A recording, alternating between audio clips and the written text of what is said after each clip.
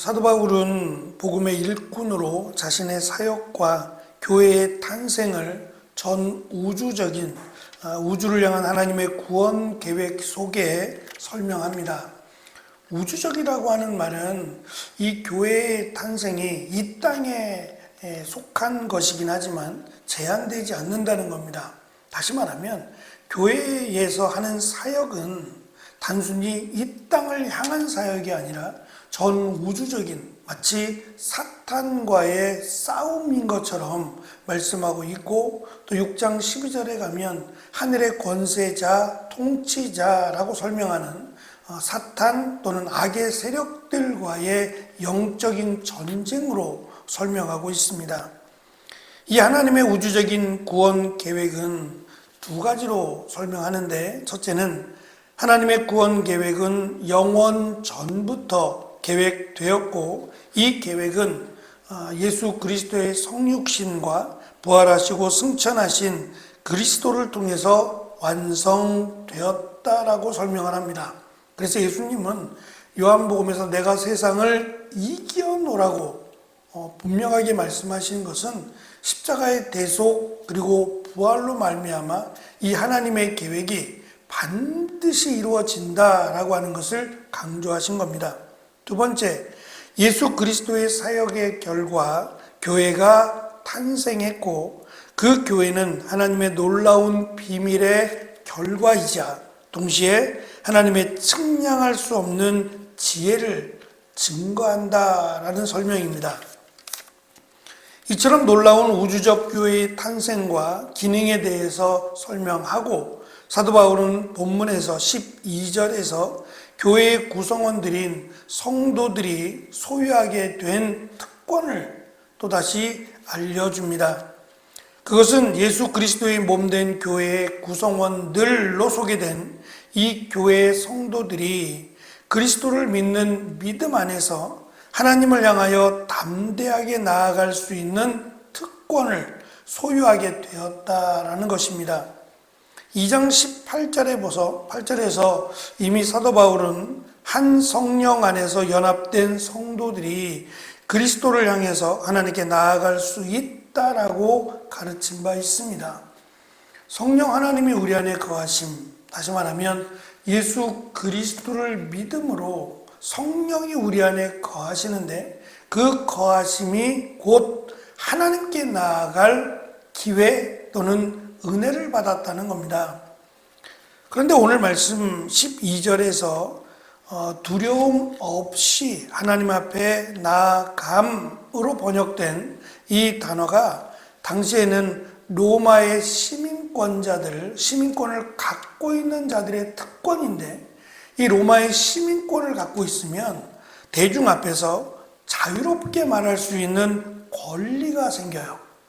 언제든지 아무 때나 시민권자들은 이 로마의 시민권을 갖고 있다는 그 이유만으로 어디서나 언제든지 대중 앞에서 자신의 의견이나 자신의 생각을 말할 수 있는 특권이 주어집니다.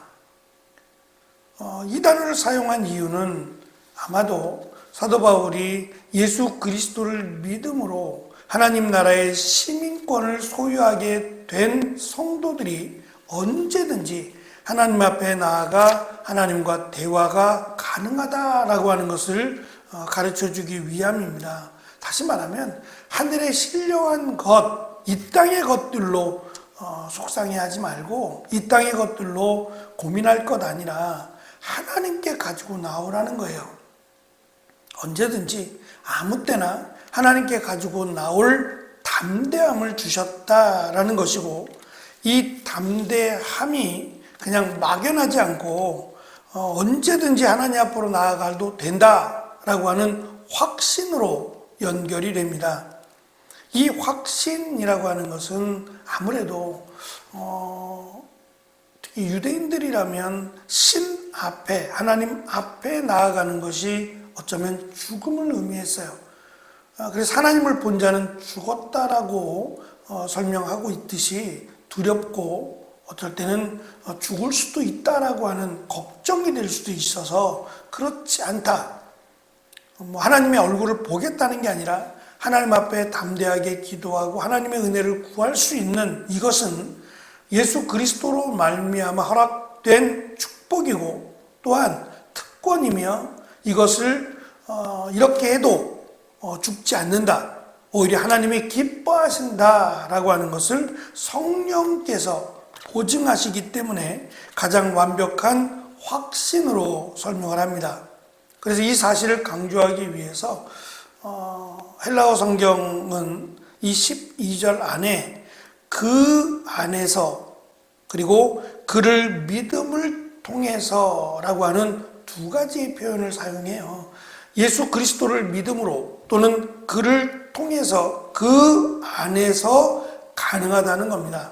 그러니 두려워하지 말고 담대하게 언제든지 아무 때나 하나님을 찾고 구할 것을 지금 권면해 주고 있습니다.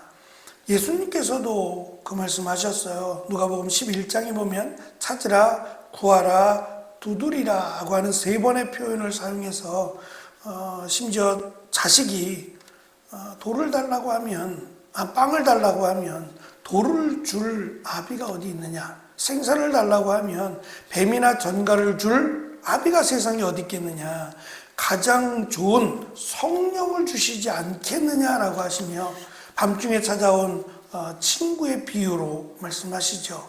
밤중에 찾아와서 친구가 와서 배고프니까 줘야 되는데 줄 것이 마땅치 않아요. 없어요. 그러면 이웃 친구에 가서 빌리게 되죠. 이게 무례한 게 아니라 당연한 거예요. 친구니까 당연하다는 거죠. 근데 이 친구는 친구 됨에도 불구하고 내가 지금 잠들었다, 가족이 다 잠들었다, 말도 안 되는 이유입니다. 친구라면 그 어떠한 경우라도 도와줘야 마땅합니다. 하물며 하나님께서 너에게 가장 좋은 성령을 주시지 않겠느냐라고 비유를 통해서 말씀하시죠. 어제 제가 어머님한테 가는데 차가 많이 막혀서 예정된 시간보다 한 20분이 늦었어요. 그래서 전화를 하고 제가 조금 늦겠습니다. 차가 많이 막혀서 조금 늦겠습니다. 라고 양해를 구하고 조금 늦게 도착을 했습니다. 어머니만 계신 게 아니라 다른 어르신들도 더 계시더라고요. 한 4-5분이 더 기다리고 계시더라고요. 근데 사실 정시에 이제 차를 타고 거기서 운행하는 차를 타고 가시는 분도 계시지만 저와 같이 이렇게 조금 늦는 경우에 기다리시는 분들인 것 같아요. 근데 이분들에게 기다림이란 또 이 시간적인 조금 늦는다라고 하는 것이 어떤 의미일까라는 생각을 해봤어요. 저는 빨리 가야 되는데 차가 이렇게 막히네, 발을 동동 굴려가며 갔는데 어머니에게 그 시간은 어떤 의미일까? 어쨌든 조금 늦게 제가 도착을 해서 문을 두드리고 어머니의 손을 잡고 이렇게 내려오면서 첫 마디가 늘 똑같으세요. 어떻게 왔어? 누가 알려줬어? 라고 하는 똑같은 말을 들으면서 어쨌든 자식이 오기를 기다리는, 조금 늦더라도 안전하게 잘 와주기를 바라는 그 부모의 마음을 읽으면서 그 어떻게 왔어? 라고 하는 늘 똑같은 내용이 어제는 조금 남다르게 굉장히 그 가슴이 뭉클해지는 그런 마음이 들었어요. 설명할 수 없는 자식이 잘 되기를 바라고 희생하는, 늘 희생 가운데 있는 것이 부모의 마음이죠. 그렇다면 그 하나님의 사랑이라고 하는 것은 우리에게 무언가를 더 주고 싶어 하시고 우리가 하나님 은혜 가운데서 하나님이 주시는 그 은혜를 누리기를 원하시는 그것이 하나님의 마음이라고 생각합니다. 성도들이 두려움 없이 하나님께 나아갈 수 있는 것은, 그리고 그것이 심판이 아니라 축복임을 성령께서 보증하시는 것은 오직 예수 그리스도의 대속과 부활, 그리고 그를 믿음으로 인한 것임을 사도 바울은 계속해서 강조합니다. 이 놀랍고 이 크신 은혜와 축복을 너희들에게 주셨는데 너희들은 그것을 누리기는커녕 이 땅에 있는 세속된 유대인이냐 이방인이냐 주인이냐 종이냐라고 하는 그것에 매어서 누리지 못하는 것이 안타까운 거죠.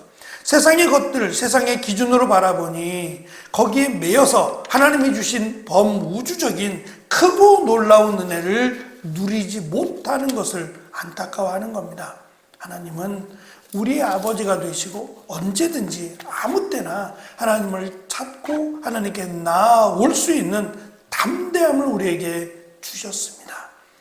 그 은혜를 누리고 또 그 은혜 가운데 하나님께서 우리에게 원하시는 이 거룩한 일들을 잘 감당해내는 귀한 성도들로서의 삶을 살아가는 또 오늘이 되어지기를 축원합니다. 기도하겠습니다.